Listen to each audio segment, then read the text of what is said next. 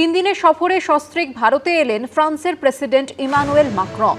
বিমানবন্দরে তাঁদের স্বাগত জানান মহারাষ্ট্রের রাজ্যপাল আচার্য দেবব্রত এবং মুখ্যমন্ত্রী দেবেন্দ্র ফডনবিস। আজই প্রধানমন্ত্রী নরেন্দ্র মোদীর সঙ্গে বৈঠক করার কথা রয়েছে ইমানুয়েল ম্যাক্রন। 144টি রাফাল যুদ্ধবিমান কেনা নিয়ে চুক্তি চূড়ান্ত হওয়ার সম্ভাবনা রয়েছে। প্রতিরক্ষা ও বাণিজ্য সংক্রান্ত বিষয় নিয়েও দুই দেশের মধ্যে দ্বিপাক্ষিক আলোচনার সম্ভাবনা। 3 দিনের সফরে সস্ত্রীক ভারতে এলেন ফ্রান্সের প্রেসিডেন্ট। বিমানবন্দরে তাঁদের স্বাগত জানান মহারাষ্ট্রের রাজ্যপাল আচার্য দেবব্রত এবং মুখ্যমন্ত্রী দেবেন্দ্র ফডনবিস।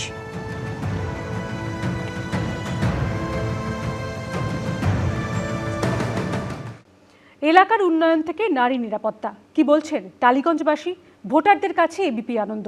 দেখুন তারকার চোখে তারকা কেন্দ্র। তাক দিন দিন তা নেই কোনো চিন্তা। কি চমৎকার লাইন ভাবুন। মানে একবার দুবার মনে মনে আউড়ে নিলেই কিন্তু মাথা থেকে সমস্ত চিন্তা সরে গিয়ে মন একেবারে ফুরফুরে হয়ে যাবে। না আর কিছুই না, মহানায়ক উত্তম কুমারের মূর্তির সামনে দাঁড়িয়ে এই লাইনটাই মাথায় এলো। 1969 সাল সবরমতী সিনেমায় এই গানটি উত্তম কুমারের লিপে প্রথম কিশোর কুমারের গাওয়া গান। ভাবুন, তাদের সেই জুটি কিশোর কুমার এবং উত্তম কুমার আজও অটুট। এই যেখানে টালিগঞ্জে উত্তম কুমারের মূর্তি, তার থেকে একটু এগিয়ে গেলেই রয়েছে কিশোর কুমারের মূর্তি। আমি আজকের আমার এই টালিগঞ্জের সফর এখান থেকেই শুরু করছি। কথা বলবো সাধারণ মানুষের সঙ্গে, জানবো তাদের মাথায় কি কি চিন্তা ঘুরছে, আর সেই চিন্তা হরণের জন্য রাজনৈতিক মহল কি বার্তা দিচ্ছে। চলুন। তো আমার বিধায়ক এলাকা উন্নয়ন প্রকল্পে আমাদের 9টা ওয়ার্ড, সব ওয়ার্ডেই আমরা একটা করে কাজ করেছি, সুন্দর করে কাজ করেছি। কোনো রকম পলিসি সকলের জন্য ভেবে কিছু করবার এদের সাহস পর্যন্ত আর নেই। অনেক বেশি কাজ হওয়া দরকার। আমি একজন পরিবেশ কর্মী হিসেবে খুব উদ্বিগ্ন। গাছগুলোকে এইটুকু করে ফেলেছে, গোড়াটা বাদিয়ে দিয়েছে। গাছটা শুধু একটা ঝড়ের অপেক্ষা বসে আছে, পড়লেই তাকে কাটোয়ার ব্যাচ। কিন্তু আমি যেটা সব থেকে বেশি জোর দিয়েছি সেটা হচ্ছে পরিবেশ, জলাশয় সংরক্ষণে। রুটি রুজি মূল হচ্ছে জীবন জীবিকার সমস্যাটাকে সমাধান করতে হবে। সালটা 1996। বামেদের হাত থেকে হাতছাড়া হয়ে যায় টালিগঞ্জ বিধানসভা কেন্দ্র। তৃণমূল তখনও প্রতিষ্ঠা হয়নি। তখন জাতীয় কংগ্রেসে ছিলেন পঙ্কজ বন্দ্যোপাধ্যায়। তিনি সিপিএম এর হাত থেকে এই আসন কেড়ে নেন। তারপর 1998 সালে তৃণমূল প্রতিষ্ঠা হওয়ার পরেও 2001 সালের বিধানসভা নির্বাচনে জয়ী হন পঙ্কজ বন্দ্যোপাধ্যায়। এরপর টানা 2 দশক টালিগঞ্জে বিধায়ক অরূপ বিশ্বাস। 2006, 2011, 2016, 2021 পরপর 4 বার তিনি জয়ী হন। আগের তুলনায় আমরা অনেক সুবিধা পেয়েছি এবং অনেক ভালো আছে। মেয়েরা নিরাপত্তাহীনতাই আছে। আপাতত কিছু চেঞ্জ করার মতো কিছু নেই, সবই ভালো আছে, ঠিকই আছে। আমরা এরকম লোককে সবসময়ের জন্যই অ্যাকসেপ্ট করি। পুকুর বোঝা থেকে শুরু করে আর বেআইনি নির্মাণ টালিগঞ্জের দিকে দিকে চলছে। এই অঞ্চলে এইসব নিয়ে তো মন্ত্রী মশাই আবার থাকেন, সিনেমার মন্ত্রী হলে বেটার হতো আর কি। মানুষ আমাকে আশীর্বাদ করেছিলেন, সমর্থন করেছিলেন। স্বাস্থ্য শিক্ষা সার্বিকভাবে উন্নয়ন না করলে মানুষ বাঁচবে না। শৌচাগার দেখেছি 2-1টা করেছে, কিন্তু ওই চটকদারি রাজনীতির জন্য যেটুকু হয়। 5 কিলোমিটার মধ্যে এখানে তো কোনো সরকারি হাসপাতাল নেই। এবার বাঙ্গুরে এখান থেকে যেতে যদি যানজটে পড়ে যায় খুব মুশকিল। ব্যস্ত সময় এনএসসি বোস রোড দিয়ে যাতায়াত করা এক কথায় কঠিন। কিছু কিছু মানুষ তার বাড়ির সামনে গাড়ি রাখেন। এটা আমরা সবাই মিলে, পাড়া প্রতিবেশীরা সবাই মিলে কথা বলি, একটা সিস্টেমের মধ্যে দিয়ে সেটাকে করার চেষ্টা করি। কর্মসংস্থানকে প্রায়োরিটি দিতে হবে। পশ্চিমবঙ্গের মানুষ এখন কেউ না খেয়ে নেই, ফ্রিতে রেশন পাচ্ছে, ফ্রি চাল পাচ্ছে, ফ্রিতে সবকিছু পাচ্ছে। খুবই উপকৃত হয়েছে। আমি আমার এমএলএ ল্যাডে 73% টাকা জলাশয় সংরক্ষণে খরচ করেছি। টালিগঞ্জ এলাকায় যদি উন্নয়নের কথা বলতে হয় তাহলে মনে হয় সব থেকে গুরুত্বপূর্ণ হলো টালি নালার সংস্কার। একই দীর্ঘদিন ধরে টালি নালার প্রবাহ কমছে। তারপর মেট্রো সম্প্রসারণের জন্য নতুন পিলার বসার পর থেকে কি প্রভাব পড়েছে টালি নালার উপর তা নিয়ে কোনো এনভায়রনমেন্টাল ইম্প্যাক্ট অ্যাসেসমেন্ট হয়েছে কি? প্রায় 1 দশক আগে দূষণ নিয়ন্ত্রণ পর্ষদ থেকে 57টি নিকাশি নালা যেখান থেকে দূষিত জল এসে টালি নালায় মেশে তার জন্য একটা সমীক্ষা হয় এবং একটি রিপোর্ট দেওয়া হয়।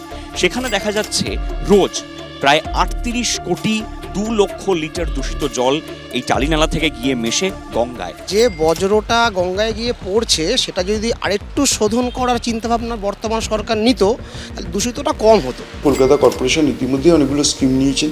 সব মিলিয়ে আমরা খুব উদ্বিগ্ন। আরবান ডেভেলপমেন্টের টাকা পাওয়া সত্ত্বেও আমরা এখানকার মানুষদেরকে সুস্থভাবে বাঁচবার উপায়ই করে দিচ্ছি না।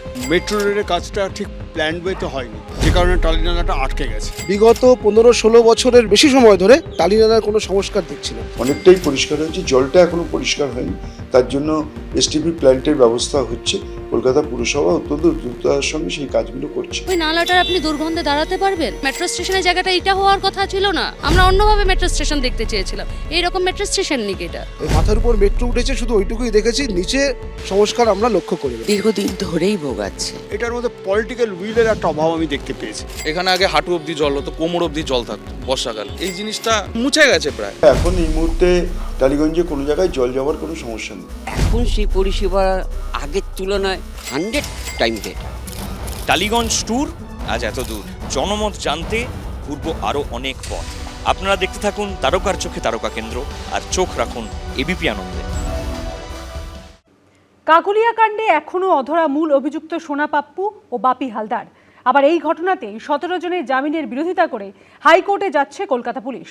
অন্যদিকে বেলেঘাটায় তৃণমূল নেতা রাজু নস্কর গ্রেপ্তার হলেও আতঙ্কমুক্ত হতে পারছেন না অভিযোগকারী।